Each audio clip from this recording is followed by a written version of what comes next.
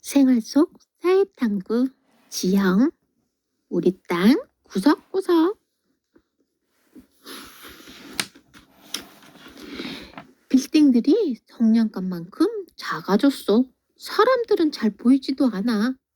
열기구를 타고 하늘 높이 올라온 거야. 여기선 우리가 사는 곳이 한눈에 내려다 보여. 우리나라를 모두 둘러볼 거야. 더 높이 올라가면 우리나라가 한눈에 들어오겠지. 지도를 펼쳐 우리나라를 찾았어. 북쪽은 드넓은 아시아 대륙과 이어지고 나머지 삼면은 바다로 둘러싸여 있어. 이렇게 바다를 향해 튀어나온 땅을 반도라고 해. 이곳은 한민족이 살고 있다는 뜻에서 한반도라고 부르지. 산부터 구경해볼까? 우리나라의 절반이 훨씬 넘는 부분이 산이야. 북쪽과 동쪽엔 높고 험한 산이 많아. 맨 꼭대기에는 제일 높은 산, 백두산이 있어. 백두산에서 시작된 산은 금강산과 설악산을 거쳐 아래쪽에 있는 지리산까지 이어져. 한 번도 끊어지지 않고 이어지는 우리나라의 등줄기를 백두대간이라고 해. 백두산, 화산이 폭발할 때 생긴 흰색 돌이 쌓여 있어요. 그래서 흰 머리라는 뜻의 백두라고 불러요. 금강산, 계절별로 이름이 달라요. 봄에는 금강산, 여름에는 복례산, 가을에는 풍악산, 겨울에는 개골산이에요. 설악산, 백두대간 후 중심에 있어요. 눈이 일찍 오고 오래도록 쌓여 있어서 설악이라고 불러요. 지리산, 백두대간을 마무리하는 산이에요. 지혜를 간직한 산이란 뜻이지요. 한라산, 제주도에 홀로 우뚝 서 있어요. 한라는 은하수를 잡아당길 만큼 높다는 뜻이에요. 백두대간이 시작되는 백두산 꼭대기에는 전지라고 하는 큰 호수가 있어. 백두산은 화산이 폭발해서 만들어졌는데 용암을 내뿜었던 화구가 무너져 팬 곳에 오랜 세월 빗물이 고여서 호수가 된 거야. 백두산 아래에는 높고 평평한 고원이 펼쳐져 있어. 이 고원을 개마고원이라고 하는데 우리나라의 지붕이란 별명을 갖고 있지.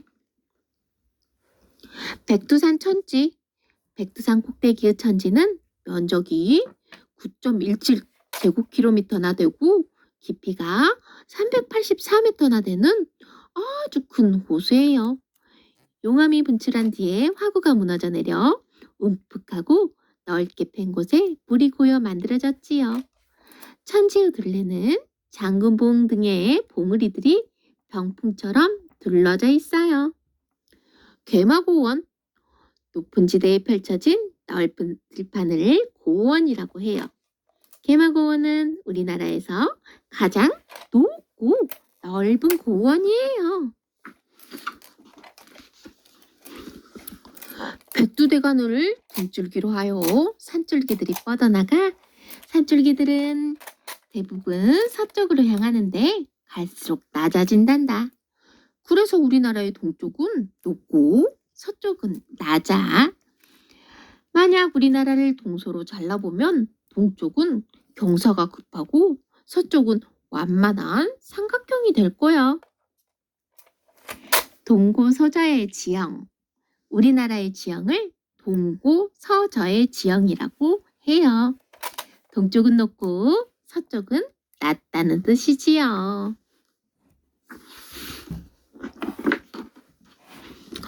높은 산맥은 여러 지방을 나누는 경계가 되었어. 태백산맥의 서쪽은 영서, 동쪽은 영동이라고 하지. 가장 낮은 고개에는 사람들이 다니는 길이 만들어졌어. 대관령은 영서지방과 영동지방을 잇는 중요한 고개란다. 소백산맥에는 문경세제라는 유명한 고개가 있어. 그 고개의 남쪽을 영남이라고 하는데 영남 지방에서 서울로 가려면 이 고개를 넘어야 했지. 문경세제, 경상북도 문경에 있는 문경세제의 제2 관문 모습이에요. 이 고갯길은 조선시대부터 양남에서 한양으로 통하는 가장 큰 길이었지만 지금은 등산이나 산책을 즐기는 옛길이 되었답니다. 우리나라의 여러 지방, 큰 강도 지방을 나누는 기준이 되지요. 금강은 옛날에 호강이라고 불렀는데 이 강의 남쪽은 호남, 서쪽은 호수라고 하지요.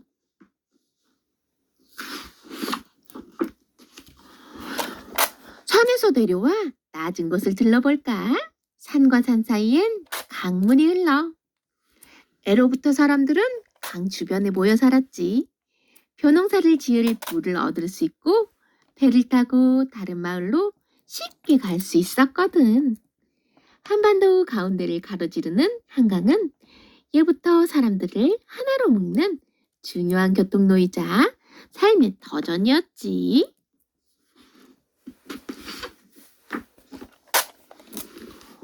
서울의 빌딩 숲을 누리는 한강은 아주 먼 깊은 산속에서 시작되었대. 한강을 거슬러 올라가면 북한강과 남한강의 두 줄기로 갈라져. 북한강을 따라 끝까지 올라가면 금강산 자락까지 이어지고 남한강을 따라 끝까지 올라가면 강원도 태백 검룡소까지 이어지지. 높은 산에서 시작된 샘물과 냇물이 모여 큰 강물이 되어 흐르는 거야. 검룡소. 남한강이 시작되는 강원도 태백시의 검룡소예요.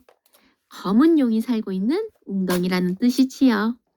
매일매일 엄청난 양의 물이 땅속에서 솟아나와요. 강물은 흘러가면서 땅의 모양새를 바꾸지. 높은 산을 오랜 세월 동안 깎아서 낮은 언덕을 만들기도 하고 모래와 흙을 쓸고 내려와서는 강 주변에 쌓아 새 땅을 만들기도 해. 강물은 아무도 알아채지 못하는 사이에 울퉁불퉁한 땅을 서서히 평평하게 만들지. 그래서 큰 강 주변에는 평야가 많아. 예로부터 사람들은 평야에서 농사를 지으며 살아왔어. 침식평야와 퇴적평야. 넓고 평평한 들판을 평야라고 해요. 어떤 과정으로 만들어졌는가에 따라 침식평야와 퇴적평야로 나뉘어요. 침식평야는 오랜 세월 동안 물과 바람 등에 의해 땅이 깎여서 만들어진 평야이고 퇴적평야는 강물이 운반한 흙과 모래가 쌓여 만들어진 평야예요.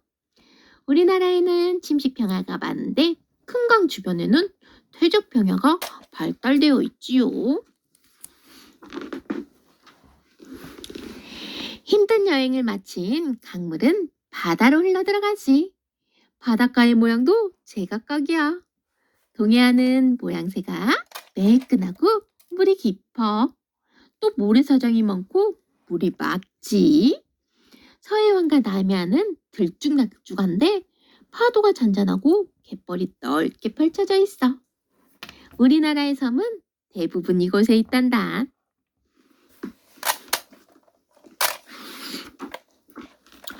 바다로 뛰어들어가 볼까? 여기저기 바다 위로 솟아난 섬들이 보여. 섬은 바다로 둘러싸여 있지만 아주 먼 옛날에는 모두 땅이었대. 그런데 지구가 따뜻해지면서 땅 위를 덮었던 얼음이 녹아 바닷물이 많아진 거야. 그래서 제일 낮은 땅부터 바닷물에 잠기게 되었고 서쪽과 남쪽에 얕은 산들이 섬이 된 거지.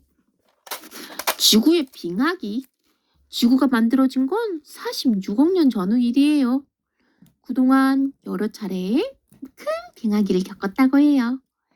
빙하기는 지구 전체의 온도가 내려가는 시기를 말하는데 이때 땅 위의 물이 바다로 흘러들어지지 않고 얼어붙었답니다.